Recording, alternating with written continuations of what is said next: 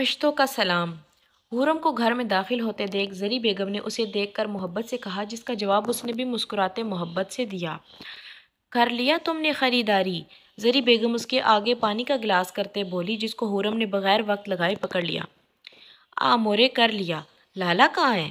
حورم نے پانی پی کر دوبارہ گلاس ان کو پکڑاتے کہا اور پھر اپنے بھائی کا پوچھا۔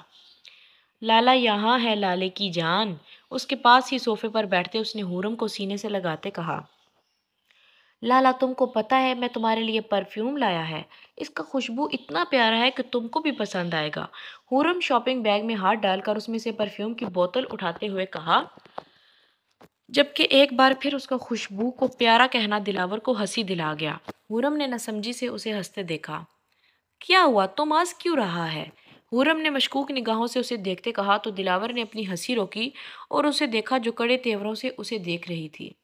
اوئے، خوشبو پیارا نہیں ہوتا، اچھا ہوتا ہے، دلاور اس کے سر پر چپت لگاتے بولا تو حورم خجل ہو کر ہنس دی، جبکہ اسے یوں شرمندہ ہوتے دیکھ دلاور خان قہقہہ لگا کر ہنس دیا، جس پر حورم نے ہوں کہہ کر منہ پھیر لیا، جس سے دلاور مزید ہنسنے لگا۔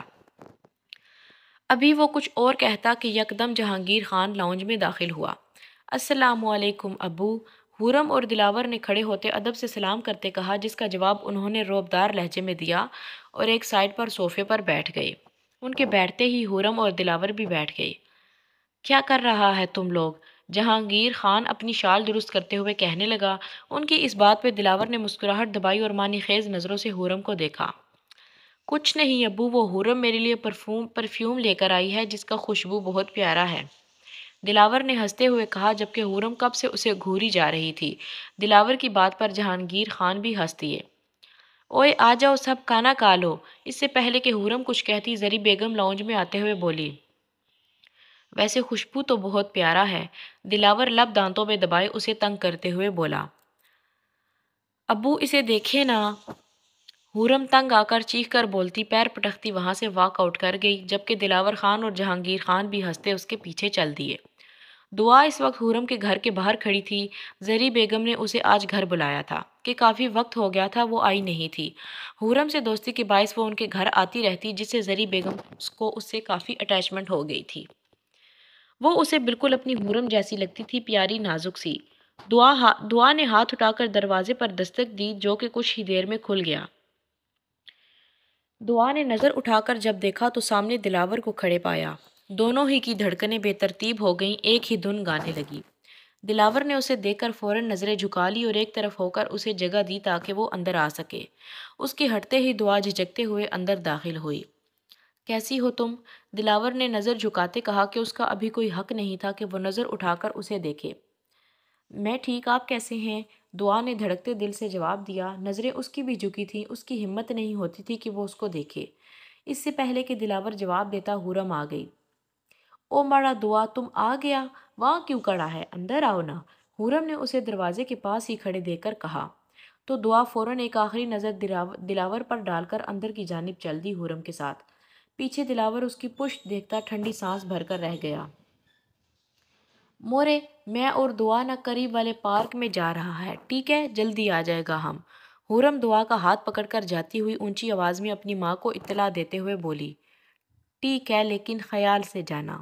زری بیگم پیچھے سے آواز دیتے ہوئے بولی، جسے سن کر وہ دونوں باہر چل دیں اور قریب کے پارک میں چلی گئیں۔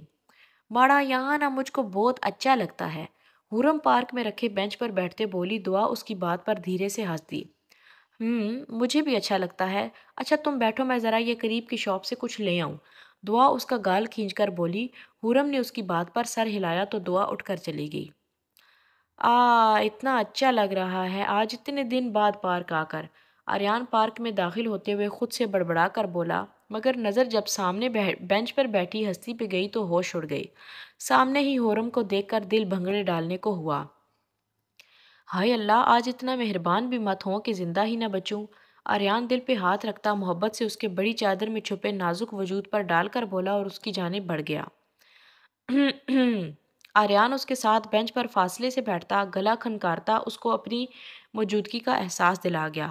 حورم نے آواز سنتے چونک کر اپنے سے فاصلے پر بیٹھے آریان کو دیکھا، جو ادھر ادھر دیکھتا خود کو اس سے لاتعلق ظاہر کروا رہا تھا۔ اوئے بڑا، تم یہاں کیا کر رہا ہے ہاں؟ حورم کڑے تیوروں سے اسے گھورتے ہوئے بولی، میں ویسے ہی گھومنے آیا تھا، کیوں یہاں آنا منع ہے کیا؟ آریان نے آئی برو اچکاتے ہوئے پوچھا تو حورم نفی میں سر ہلا گئی اور اس پر سے نظریں ہٹا کر سامنے دیکھنے لگی۔ ویسے مجھے لگتا ہے کہ اس دن تم نے میرا کچھ چوری کر لیا تھا۔ آریان گہری نظروں سے اسے دیکھتا ذو معنی انداز میں بولا۔ دراصل آریان کا اشارہ اپنے دل کی طرف تھا جسے حورم پہلی ہی ملاقات میں چرا کر لے گئی تھی۔ وئی وئی ماڑا، کتنا جھوٹ بولتا ہے، میں کیوں چوری کرے گا تم سے کچھ؟ حورم تو فوراً سے اپنی صفائی میں بولی، جبکہ اس کا وئی وئی بولنا اف آریان بے ساختہ اپنا دل تھام گیا۔ یہ لڑکی کسی کو آسانی سے گھائل کر سکتی ہے، آریان نے اسے دیکھتے دل میں کہا۔ بولو نا، کیا چوری کیا میں نے تمہارا؟ حورم نے اسے گھورتے کہا تو آریان کا دل کیا کہ بول دے کہ تم نے میری رات کا نیند، دن کا سکون، میرا چین، میرا دل سب چوری کر لیا ہے، مگر خاموش رہا۔ چوری نہیں کیا، مگر میری گاڑی کو تو ٹکر ماری تھی نا، اور اس کے پیسے دیے بغیر تم بھاگ آئی۔ آریان فوراً خود کو سنبھالتا ہوا بولا۔ حورم نے فوراً اسے گھورا کہ نہ جانے کیوں اسے یہ بات بھولتی ہی نہیں۔ وئی مڑا، تم نہ سچ میں ہی بہت کنگلا ہے، ہر وقت پیسے کی بات لے کر بیٹھ جاتا ہے تم۔ حورم منہ بنا کر بولی۔ اس سے پہلے کہ آریان جوابی کارروائی کرتا وہاں فرحان آ گیا۔ آریان، آ جا، حیدر لوگ آ گئے ہیں۔ فرحان دور سے اسے اشارہ کرتے اونچی آواز میں بولا تو آریان کو چاروں ناچار وہاں سے اٹھنا پڑا۔ اس کے نظروں سے اوجھل ہونے تک حورم کی نظروں نے اس کا پیچھا کیا۔ یار آریان، اگر تمہیں فرحان کے لیے کچھ کہنا ہو تو کیا کہنا چاہے گا؟ معراج آریان کو دیکھتا بولا، جو کہ اس کی بات پر دھیرے سے ہنس دیا۔ وہ سب اس وقت ایک ریسٹورنٹ میں بیٹھے ہوئے تھے۔ ان کے کل ہی پیپرز ختم ہوئے تھے جس کی خوشی یہ لوگ آج منا رہے تھے۔ میں کہنا چاہوں گا، dear best friend, I am very lucky to meet you, to know you and to have you. You are one of those best gift I have ever received. Thank you for all your joke and support.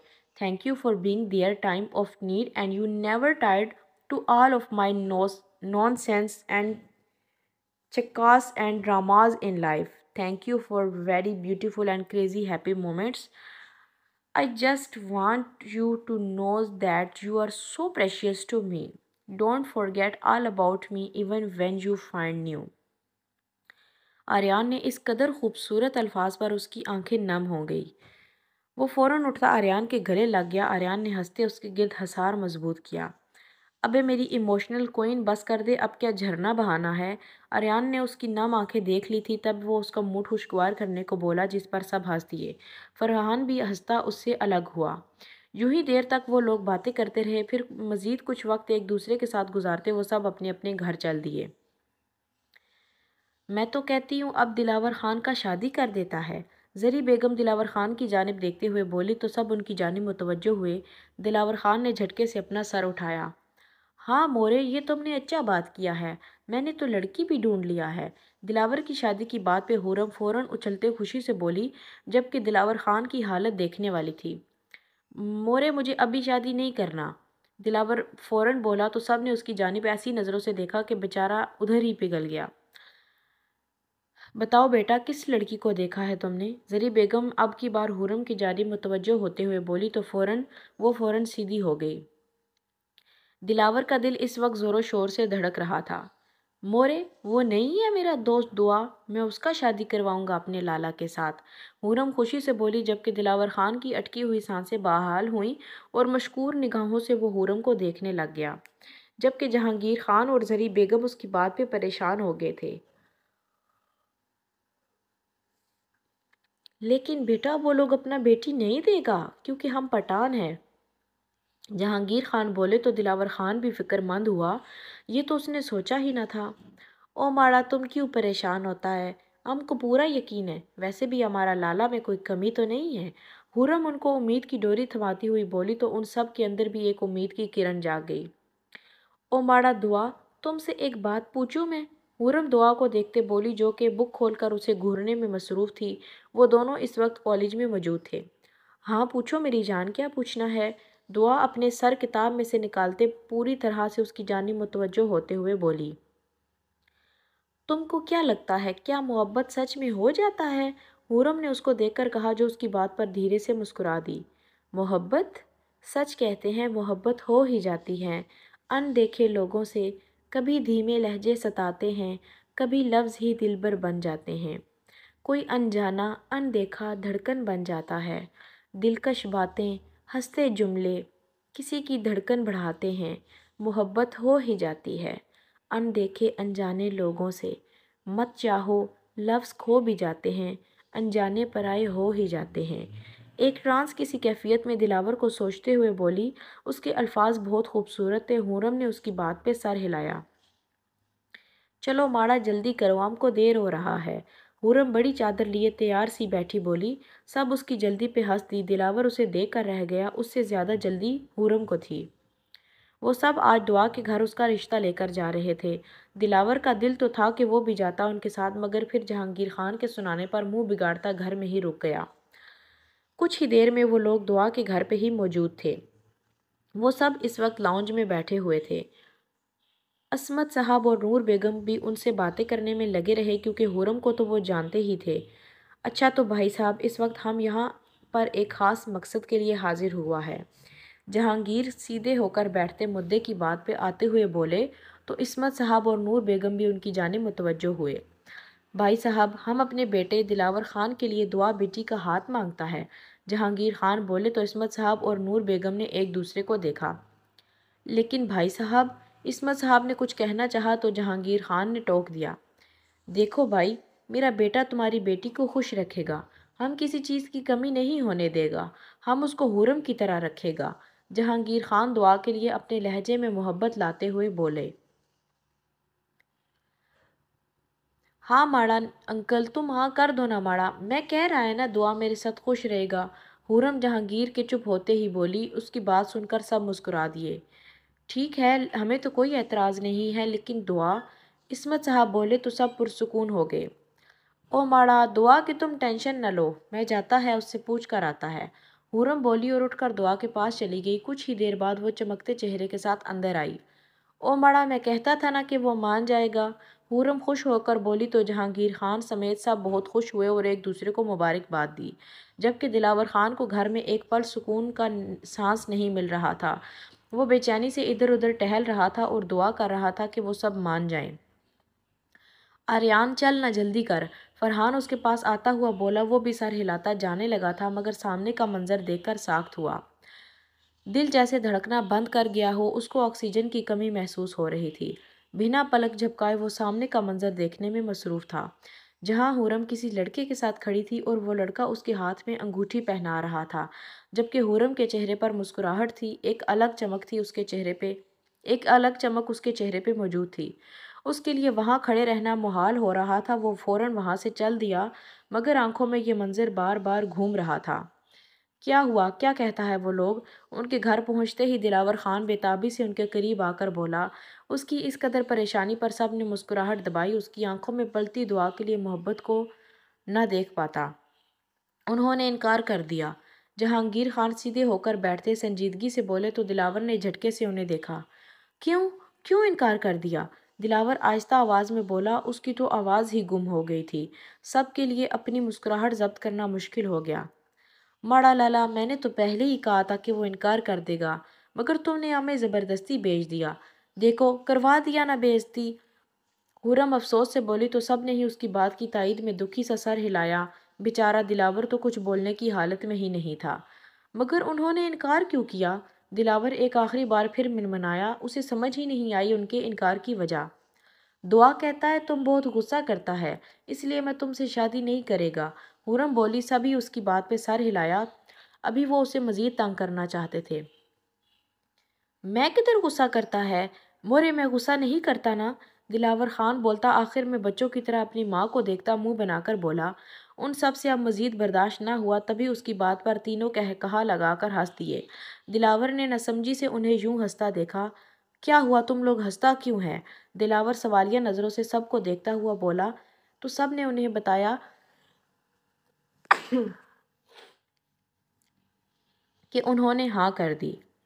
دلاور کا تو دل جھوم اٹھا، مگر پھر کچھ یاد آتے حورم کو گھورنے لگا۔ وہی قربان شم لالا، قربان جاؤں لالا۔ حورم اس کو دیکھتے ہنستے ہوئے بولی۔ یہ تم نے ہم کو تنگ کیا تھا نا، اسی کا بدلہ لیا ہے میں نے۔ حورم اکڑ کر بولی جیسے نہ جانے کتنا بڑا کام کر دیا ہو۔ تخواس نہ پرتیگم، تمہیں اب میں نہیں چھوڑوں گا۔ دلاور اس کے پیچھے بھاگتا بولا۔ حورم اس کے بولتے ہی اس سے دور جا بھاگی اور دلاور اس کے پیچھے بھاگ گیا، جہاں پیچھے جہانگیر خان اور زری بیگم ان کی حرکتوں پر ہنس کر رہ گئے۔ لالا چلو نہ، باہر چلتا ہے، حورم اس کے قریب بیٹھتے ہوئے بولی جو کہ موبائل میں مصروف تھا۔ ولے کیوں؟ دلاور خان آئیبرو اچکاتے اس سے پوچھنے لگا کہ اس کے انداز پر حورم دانت پیستے رہ گئی۔ لالا دیکھو نا، تم اتنے دنوں سے مجھے باہر نہیں لے کر گیا، میں گھر میں تنگ آ گیا ہوں مڑا، تم سمجھتا نہیں ہے۔ حورم اسے دیکھ کر بولی تو اس نے ایسی نظروں سے دیکھا کہ حورم شرمندہ ہو گئی کہ مطلب ہر وقت تو وہ دعا کے ساتھ کہیں نہ کہیں چلی جاتی ہے اور اب کہہ رہی ہے کہ گھر میں رہتے رہتے تنگ آ گئی ہے۔ واہ بھئی حورم، ہمارا مطلب ہے کہ ماڑا چلو نہ، دعا کے لیے کچھ خرید لینا تم، میں اپنے لیے کچھ لے لیتا ہوں۔ حورم فوراً ہی دوسرے الفاظ تلاشتے دعا کو بات میں لاتے بولی۔ دعا کے ذکر پر دلاور کا دل زور سے دھڑکا مگر اپنی حالت پہ قابو پا گیا۔ وہ کل کا دن یاد ہے تمہیں؟ دلاور خان روایتی بھائیوں کی طرح اس کو یاد دلاتا بولا کہ کل اس نے اسے تنگ کیا تھا تو اب وہ کیوں اسے لے کر جائے؟ ماڑا لالا تم تو دل پر لے گیا ہے، میں نے تو مذاق کیا تھا ماڑا۔ حورم کا دل تو اس کی بات سن کر غصے سے بھر گیا مگر ابھی اسے مطلب تھا جس کی وجہ سے وہ کوئی انتہائی قدم نہیں اٹھا سکتی تھی۔ اچھا ٹھیک ہے میری ماں، چلو، لیکن آئندہ ایسا کیا تو میں بھی چھوڑوں گا نہیں۔ دلاور اٹھتا بولا تو حورم فوراً خوش ہوتی چادر لینے کے لیے بھاگ گئی۔ اس کی خوشی پہ دلاور مسکرا کر رہ گیا۔ ماڑا لالا یہ والا دیکھو۔ حورم اس کو دوسری انگوٹھی دکھاتی بولی جو کہ بہت ہی خوبصورت تھی۔ دلاور کو بھی وہ پہلی نظر میں ہی پسند آ گئی۔ وہ دونوں اس وقت مارکیٹ میں تھے۔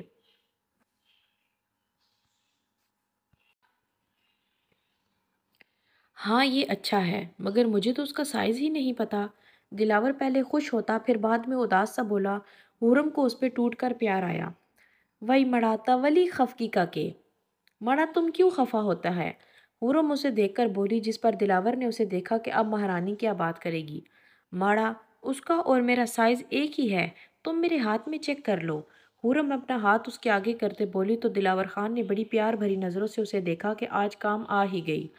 آریان چل نا یار، فرحان اس کے قریب آتا بولا۔ ہاں آ رہا ہوں نا یار، آریان کہہ کر آگے بڑھ گیا مگر ایک جگہ پر اس کے قدم جیسے منجمد ہو گئے۔ وہ ساکھ سا سامنے کا منظر دیکھ رہا تھا جہاں حورم ایک لڑکے کے ساتھ کھڑی تھی۔ دلاور خان اس کے ہاتھوں میں انگوٹھی پہنا رہا تھا جسے پہن کر حورم کے چہرے پر بڑی خوبصورت مسکراہٹ چھا گئی۔ ایک چمک سی اس کے چہرے پر موجود تھی جس کا مطلب آریان کچھ اور ہی اخذ کر گیا۔ اس کا دم گھٹنے لگ گیا وہاں، وہ فوراً ہی وہاں سے نکلتا چلا گیا مگر آنکھوں کے گرد آگے یہ منظر بار بار آ رہا تھا۔ بہن جی اب میرا دل کرتا ہے آریان کی شادی کر دوں، شائستہ بیگم آفرین بیگم رشتے والی آنٹی کو بولی۔ ہاں بہن کیوں نہیں، ایک سے بڑھ کر ایک رشتہ ہے میرے پاس، آفرین بیگم فوراً خوش ہوتے بولی۔ مجھے لاکھوں میں ایک لڑکی چاہیے جس میں ہر وہ گن ہو جو کہ آریان کے ساتھ بالکل پرفیکٹ لگے، شائستہ بیگم بولی تو آفرین بیگم سوچ میں پڑ گئی مگر پھر کچھ سوچ کر مسکرا دی۔ باجی یہ ایک دو گلیاں چھوڑ کر خان ہاؤس ہے جن کی لڑکی بہت خوبصورت ہے، ماشاءاللہ ایک بار دیکھو گی تو دیکھتی رہ جاؤ گی، بہت پیاری بچی ہے۔ آفرین بیگم بولی تو شائستہ بیگم کے دل میں تو اس کی اتنی تعریف پر اس کو دیکھنے کی خواہش ابھری۔ مگر ایک مسئلہ ہے، آفرین بیگم نے کہا تو شائستہ بیگم نے سوالیہ نظروں سے انہیں دیکھا۔ وہ کیا ہے نا کہ وہ پٹھان ہیں، آفرین بیگم نے کہا تو شائستہ بیگم مسکرا دی۔ ارے تو کیا ہوا، یہ کوئی بڑی بات نہیں، شائستہ بیگم بولی۔ ارے نہیں، وہ تم نے سنا نہیں کہ پٹھان اپنے بچوں کی شادی صرف پٹھانوں میں ہی کرتے ہیں، آفرین بیگم بولی۔ ارے میں سنبھال لوں گی، بس اگر لڑکی پسند آ جائے باقی اللہ مدد کرے گا، شائستہ بیگم بولی تو آفرین بیگم سر ہلا گئی۔ یوں ہی پھر وہ دونوں باتوں میں مصروف ہو گئیں۔ دعا اس وقت اپنے کمرے میں لیٹی دلاور خان کے بارے میں سوچ رہی تھی۔ اس کے چہرے پر ایک خاص مسکراہٹ موجود تھی، دل تھا کہ اتنا زور سے دھڑکتا جیسے بند ہی ہو جائے گا۔ اس کا انداز، اس کا نظر جھکانا، اس کا دھیما لہجہ سبھی قاتلانہ تھے۔ اس کو سوچ کر ایک شرمگی مسکراہٹ چہرے پر در آئی۔ کچھ ہی دنوں میں وہ اس کی ہو جائے گی، یہ بات سوچتے ہی وہ اپنا چہرہ دونوں ہاتھوں میں چھپا گئی۔